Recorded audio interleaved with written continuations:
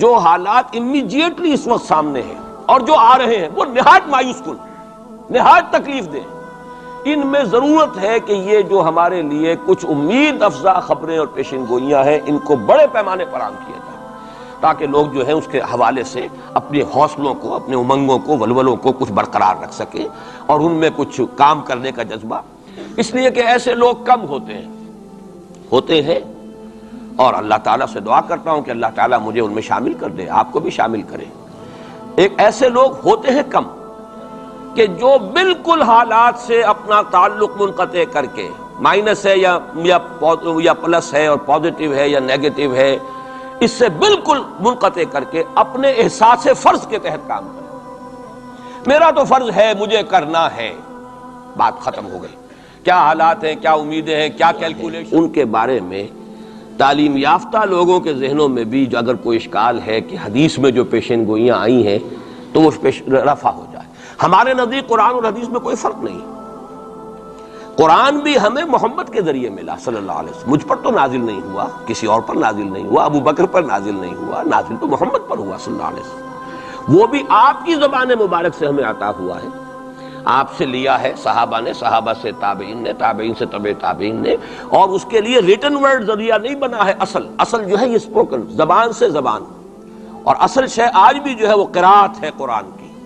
قرات اور قرات کا فن جو ہے یہ ہے اصل اس کے لیے حجت۔ یہ لکھنے کا معاملہ جو ہے وہ بھی تھا، اس کے بعد حضرت ابو بکر کے زمانے میں اس کو ایک کتاب کی شکل میں بھی جمع کر دیا، پھر حضرت عثمان نے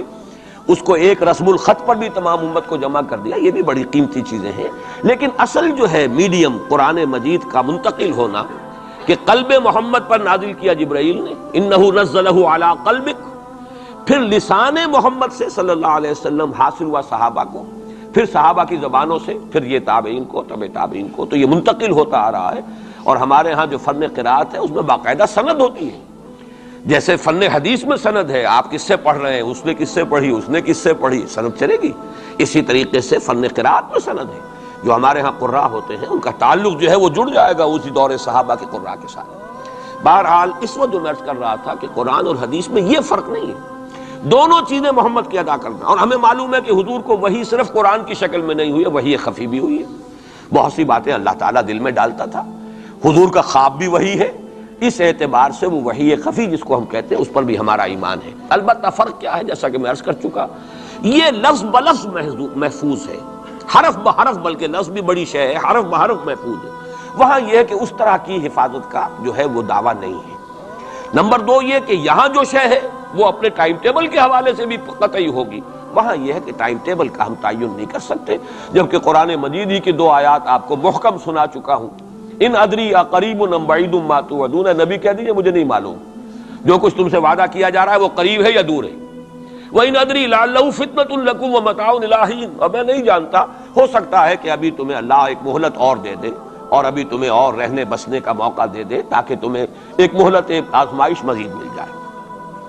اب جو میں ذرا صرف حوالہ دوں گا، اس وقت تفصیل میں جانے کا موقع نہیں ہے، اس لیے کہ گزشتہ سال اس پہ تفصیل سے کئی جمعوں میں یہاں گفتگو کر چکا ہوں۔ قرب قیامت کی جو پیشین گوئیاں محمد الرسول اللہ صلی اللہ علیہ وسلم نے ہمیں دی ہیں، ان کو نوٹ کر لیجئے کہ وہ 2 قسم کی ہیں۔ ایک تو خاص خرق عادت واقعات جو قرب قیامت سے زمانے میں ہوں گے،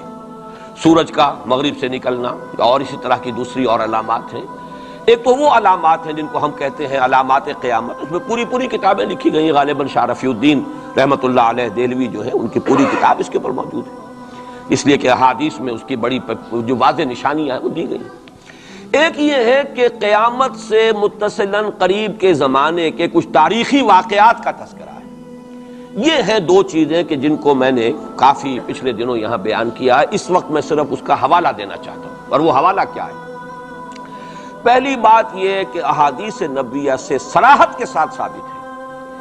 کہ قیامت سے قبل پورے کرۂ ارضی پر اللہ کا دین اسی طرح غالب ہوگا جیسے کہ حضور کے دست مبارک سے آپ کی اپنی حیات طیبہ کے دوران جزیرہ نما عرب میں غالب ہو گیا تھا۔ یہ قطعی بات ہے۔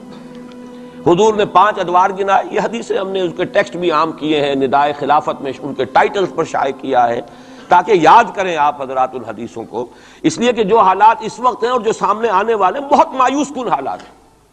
اور مایوس کن حالات میں پھر اگر امید کی کوئی ڈور جو ہے وہ ہاتھ میں رہے تو آدمی کو سنبھالا ملتا رہتا ہے، کہیں نہ کہیں کچھ امید بھی جو ہے کہ دامان خیال یار چھوٹا جائے ہے مجھ سے، وہ امید کا دامن جو ہے ہاتھ سے بالکل ہی نہ چھوٹ جائے تو کوئی نہ کوئی نا امیدی سنبھلنے دے مجھے ہے نا امیدی کیا قیامت ہے، بڑا پیارا مصرع ہے، سنبھلنے دے مجھے ہے نا امیدی کیا قیامت ہے کہ دامان خیال یار چھوٹا جائے ہے مجھ سے۔ تو نا امیدی بہت بری شے ہے، لا تقنطوا من رحمۃ اللہ۔ اس اعتبار سے جو حالات امیڈیٹلی اس وقت سامنے ہیں اور جو آ رہے ہیں وہ نہایت مایوس کن، نہایت تکلیف دہ، ان میں ضرورت ہے کہ یہ جو ہمارے لیے کچھ امید افزا خبریں اور پیشن گوئیاں ہیں ان کو بڑے پیمانے پر عام کیا جائے تاکہ لوگ جو ہیں اس کے حوالے سے اپنے حوصلوں کو، اپنے امنگوں کو، ولولوں کو کچھ برقرار رکھ سکیں اور ان میں کچھ کام کرنے کا جذبہ، اس لیے کہ ایسے لوگ کم ہوتے ہیں اور اللہ تعالیٰ سے دعا کرتا ہوں کہ اللہ تعالیٰ مجھے ان میں شامل کر دے، آپ کو بھی شامل کرے۔ ایک ایسے لوگ ہوتے ہیں کم کہ جو بالکل حالات سے اپنا تعلق منقطع کر کے، مائنس ہے یا پلس ہے اور پازیٹیو ہے یا نیگیٹو ہے، اس سے بالکل منقطع کر کے اپنے احساس فرض کے تحت کام کرے۔ میرا تو فرض ہے، مجھے کرنا ہے، بات ختم ہو گئی۔ کیا حالات ہیں، کیا امیدیں ہیں، کیا کیلکولیشنز ہیں، کیلکولیٹنگ مائنڈ سے انہیں کوئی سروکار نہیں ہوتا، ہمیں اس سے بحث نہیں، کوئی نتیجہ نکل رہا ہے یا نہیں نکل رہا، یا نکل سکتا ہے یا نہیں نکل سکتا، کوئی امید ہے یا نہیں ہے۔ حضرت نوح علیہ السلام 950 برس تک دعوت دیے چلے جا رہے ہیں، کون سی امید تھی؟ آخری وقت تک کوئی امید بر نہیں آئی، کوئی امید تھی ہی نہیں۔ 950 برس کوئی تصور ہم نہیں کر سکتے، دعوت دے رہے ہیں، اس لیے کہ فرض ہے، آپ کے ذمہ ہے، آپ کو تو پہنچانا ہے۔ یا ایھا الرسول بلغ ما انزل الیک من ربک فإن لم تفعل فما بلغت رسالہ، اے رسول پہنچاتے رہو جو کچھ کے نازل کیا جا رہا ہے تم پر تمہارے رب کی طرف سے، تمہیں تو کرنا ہے۔ نتیجہ نکلے نہ نکلے، کو مانے نہ مانے، حالات بہتر ہوں یا اور بدتر ہو، اس سے بالکل لا تعلق۔ اس کو ہندی فلسفے میں ڈیٹیچمنٹ کہتے ہیں، اپنے آپ